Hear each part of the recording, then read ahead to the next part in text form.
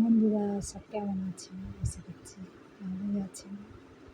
সবাইকে শুভ নববর্ষ আমার তরফ থেকে।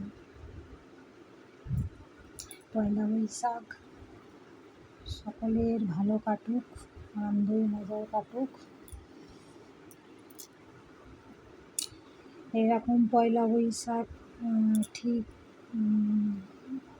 ওই দিনেই শান্তিনিকেতনে গেছিলাম। বাবা যা আনন্দ হয়েছিল কি বলবো, দারুণ দারুণ, মনে ছোঁয়া লেগে গেছে।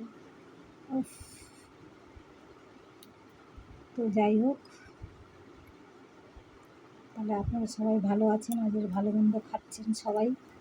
কিন্তু দুঃখের বিষয়, আমার বাড়িতে কেউ নেই। লাইফে এই প্রথম আমি একা একা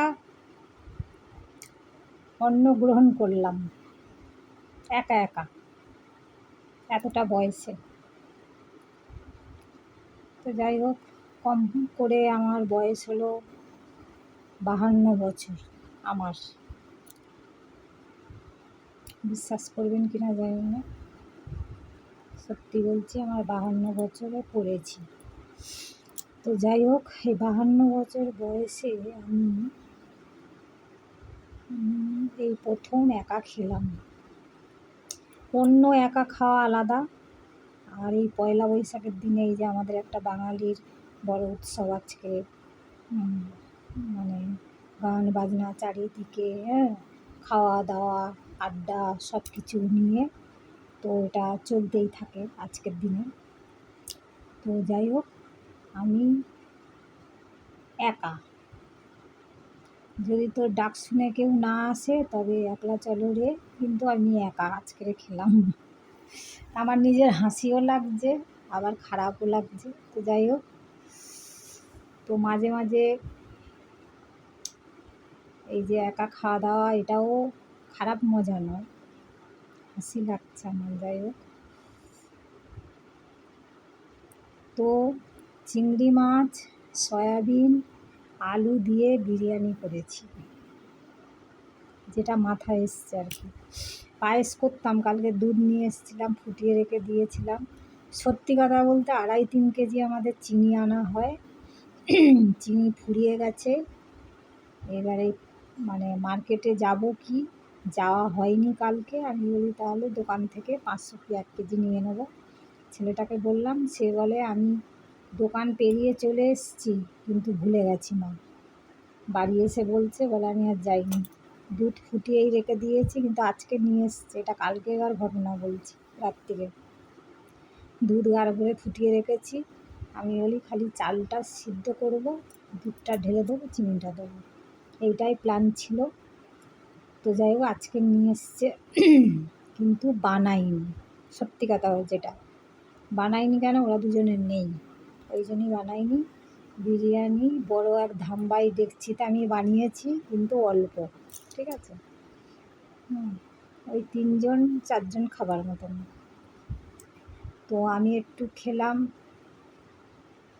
আগে টেবিল চেয়ারেও বসে খাইনি, বসার ঘরে বসে বসে খাচ্ছি। আর বললাম, ওই যে হাসি পাচ্ছে, যে আজকের একা খাওয়াটাও একটা মজার ব্যাপার, আবার মনটাও খারাপ লাগছে যে কোনো দিন ফ্যামিলি ছাড়া খাইনি। বছরে একবার পয়লা বৈশাখের দিনে যখন আমরা সল্টলেকে থাকতাম, তখন এত কিছু আমি রান্না করতাম, ধারণার বাইরে। ভাজা ভুজি, ঝাল, এই চিকেন নয়, মাটন। স্পেশাল দিনে তো মাটন হবেই, নয় ফ্রায়েড রাইস, নয় বিরিয়ানি, কিছু না কিছু আমাদের একটা হবে। তা আমি বললাম, চিংড়ি মাছগুলো আছে কটা, 4-5টা ছিল, আর সয়াবিন দিয়ে আমি এই প্রথম আলু দিয়ে একটু বিরিয়ানি বানালাম। কেমন লাগবে জানি না, কিন্তু ভালোই লাগলো আমার খারাপ লাগেনি। তো যাই হোক, অনেক বকবক করলাম। যারা আমার গুরুজন, অনেক প্রণাম নেবেন, আমারে আশীর্বাদ করবেন যেন সামনের বছরে আবার একা খেতে পারি।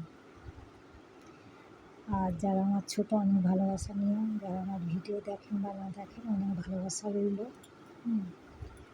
তো এই পয়লা বৈশাখ আজকের সব নতুন জামা কাপড়ও পরার দিন আমি সত্যি পয়লা বৈশাখের দিনে আমার স্বভাব নাইটি একটা করে পরা, আগে থেকেই কেনা থাকে আমার নাইটি, আর আমি ছাড়তে পারলাম না। সেই নাইটিটা আমি সকালবেলা পরেছিলাম, প্রথমে পরলাম যে পুজো দেবো বলে, দেখি গরম লাগছে, ধুয়েই রেখেছিলাম নতুন নাইটি, তো গরম লাগছে দেখি আবার খুলে ফেলেছি। পুজো টুজো দিয়ে এসে আবার সেই নাইটিটা পরেই সব কাজকর্ম করলাম। এই খাওয়া দাওয়া করে কাজকর্ম সেরে এই বসলাম, আমি বলি একটা ভিডিও করি, ভিডিওটা বড় হয়ে যাচ্ছে, রাখি তাহলে, টাটা, ভালো থাকবেন সবাই। খাওয়া দাওয়া করুন, আনন্দ মজা করুন, গান শুনুন, ভালো ভালো রবীন্দ্রসঙ্গীত, আড্ডা মারুন, বিকেলে ঘুরতে যান। তাহলে রাখি, টাটা। ভালো লাগলে লাইক শেয়ার করে দিও। আর একা খাওয়া কিন্তু মজাটা বেশ আজকের লাগলো আমার, সত্যি বলছি। অন্য দিন একটু গ্যাঞ্জাম, ওই বললাম আবার একটু কোথাও না কোথাও মন খারাপ লাগছে এখানে, কিন্তু করার কিছু নেই। অনেক কিছুই মানুষের জীবনে হতে পারে, সেটা মেনে নিতে হবে। তো রাখলাম। 52 বছরে অনেক কিছু আমি দেখে নিয়েছি। রাখছি, হ্যাঁ, টাটা।